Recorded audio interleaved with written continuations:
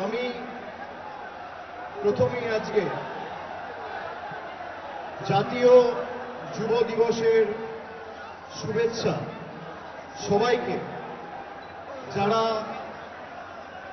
দূর দূরান্ত থেকে আমাদের এই সভায় বা ডিজিটাল কনক্লেভে এসে সশরীরে উপস্থিত হয়েছে এবং সকাল 9টা থেকে রেজিস্ট্রেশন শুরু হয়েছে।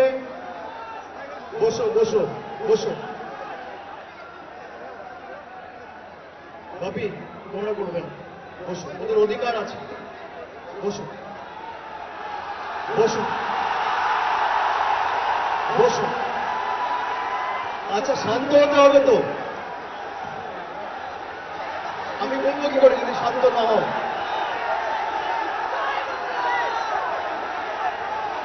সবাইকে অনুরোধ করছি, বসুন। অনেকক্ষণ ধরে আপনারা এসছেন,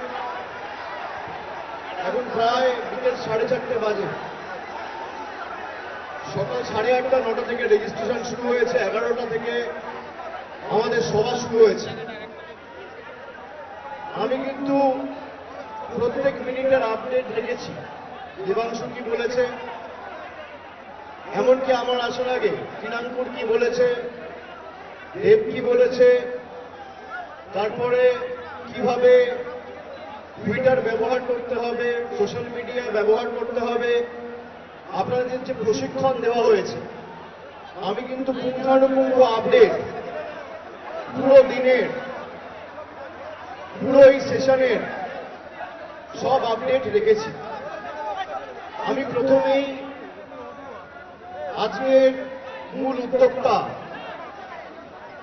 আমার সাথে স্টেজে রয়েছে মাতৃপ্রতিম দেবাংশু এবং কিনাঙ্কুর। আমি দুজনকে ধন্যবাদ জানাই তৃণমূল আইটি সেলের তরফ থেকে যারা এসছেন, ছাত্র পরিষদের যে সকল প্রতিনিধিরা এসে উপস্থিত হয়েছেন, বিভিন্ন স্তরের দলীয় পদাধিকারীরা এসছেন, আমি দেখতে পাচ্ছি নিচে বসে রয়েছে। আমি সকলকে ধন্যবাদ জানাচ্ছি। এই প্রথম তৃণমূল কংগ্রেসের এত বড় একটা সোশ্যাল মিডিয়া ডিজিটাল কনক্লেভ আমরা আয়োজন করেছি, যেখানে সোশ্যাল মিডিয়া কি আজ থেকে 10 বছর আগে বা 15 বছর আগে সাধারণ মানুষ জানতেন না, বুঝতেন না, কিন্তু আজকের দিনে দাঁড়িয়ে সোশ্যাল মিডিয়া বা ডিজিটাল মিডিয়ার যে গুরুত্ব সেটা অপরিসীম। যারা এসছেন আপনারা সকলে জানেন যে এই যে আমাদের কর্মসূচি আমি বাংলার ডিজিটাল যোদ্ধা, অক্টোবর মাসে আমি যখন এই কর্মসূচির কথা ঘোষণা করেছিলাম, তখন আমাদের মূল উদ্দেশ্য ছিল বাংলার বিভিন্ন প্রান্ত থেকে এমন কিছু সৈনিকদের সামনের সারিতে নিয়ে এসে বাংলার কৃষ্টি সংস্কৃতির প্রকৃতপক্ষে যারা ধারক বাহক এবং সৈনিক হিসেবে কাজ করবে এবং যেভাবে বাংলার বিরুদ্ধে কুৎসা, বিভ্রান্তিকর প্রচার, ভিডিও, তথ্য ভারতীয় জনতা পার্টি বাংলাকে হেয় করার জন্য, ছোট করার জন্য, কলুষিত করার জন্য বিভিন্নভাবে টাকা পয়সা ছড়িয়ে ব্যবহার করেছে, তারা নিজেদের বুকের রক্ত দিয়ে ডিজিটাল ব্যারিকেড হয়ে দাঁড়িয়ে সেই চক্রান্ত এবং সেই প্রয়াসকে রুখবে। আজকে 3 মাসের মধ্যে আমি এত লোকের কাছ থেকে, এমনকি দলনেত্রী নিজে, তিনি গত সপ্তাহেও আলাদা করে আমাকে ফোন করে বলেছেন যে তৃণমূল কংগ্রেসের সোশ্যাল মিডিয়ার ছেলেরা এত ভালো কাজ করছে, আমরা সত্যি সকলের কাছে অত্যন্ত কৃতজ্ঞ।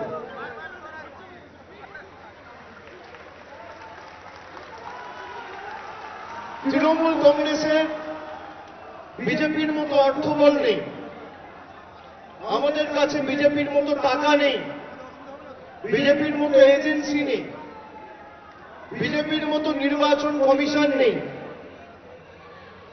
বিজেপির মতো ইডি সিবিআই নেই।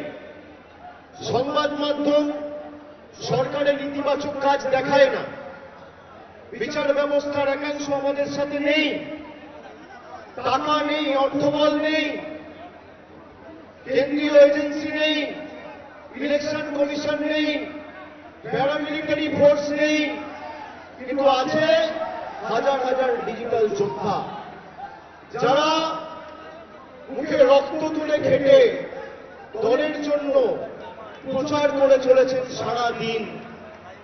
আমি সকলকে অনুরোধ করব যে আগামী 100 দিন, আজকে জানুয়ারি মাসের 12 তারিখ, এই মাসে আর 18 দিন, আর ওদিকে ফেব্রুয়ারি, মার্চ, এপ্রিল, 100 থেকে 110 দিন আমাদের 1 ইঞ্চি জমি ছাড়া চলবে না।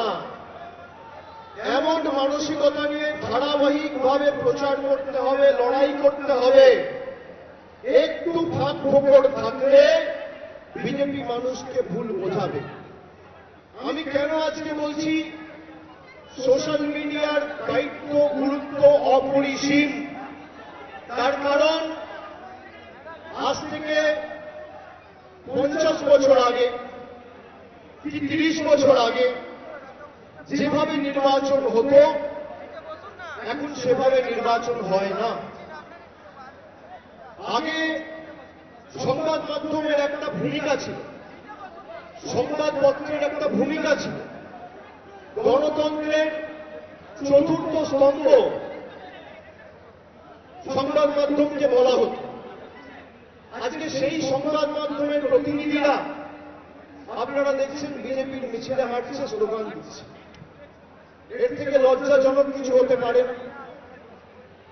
আমাদের শুধুমাত্র সংবাদপত্র বা সংবাদ মাধ্যমের উপর ভরসা আস্থা রাখলে চলবে না। সাংবাদিক বন্ধুদের আমি কোনো দোষ দিই না, তারা তাদের মতো নিশ্চিতভাবে তাদের যে হাউসের জন্য তারা প্রতিনিধি হিসেবে কাজ করছে তারা খবর পাঠায়, কিন্তু তাদের হাতে কিছু থাকে না। যেটা বিজেপি দেখাতে চাইবে সেটাই সংবাদ মাধ্যম দেখাবে। বিশেষ করে 2014 থেকে 2026 এই 12 বছর আমাদের রাজ্য সরকারের যে ইতিবাচক কাজ, মমতা ব্যানার্জি সরকারের একাধিক যুগান্তকারী প্রকল্প, আপনি কোনোদিন কোন প্রকল্পের প্রচার কোন সংবাদ মাধ্যমে দেখতে পারবেন না। কিন্তু পান থেকে চুন খসলে মমতা ব্যানার্জি দায়ী, বরফ হলে জল হলে মমতা ব্যানার্জি দায়ী, পেঁয়াজের সাইজ ছোট হলে মমতা ব্যানার্জি দায়ী, আকাশে মেঘ করলে মমতা ব্যানার্জি দায়ী, রোদের তাপ বাড়লে মমতা ব্যানার্জি দায়ী, হঠাৎ করে বিদ্যুৎ চমকালে মমতা ব্যানার্জি দায়ী, হঠাৎ করে বৃষ্টি শুরু হলে মমতা ব্যানার্জি দায়ী, ঠান্ডা বাড়লে মমতা ব্যানার্জি দায়ী, গরম বাড়লে মমতা ব্যানার্জি দায়ী। এমন এক সময় আমরা এই কর্মসূচি নিয়ে এসেছি যেখানে সংবাদ মাধ্যম নয়, সমাজ মাধ্যমে ডিজিটাল যোদ্ধারাই বাংলার ধারক বাহক হিসেবে সঠিক প্রচারটা মানুষের কাছে করবে।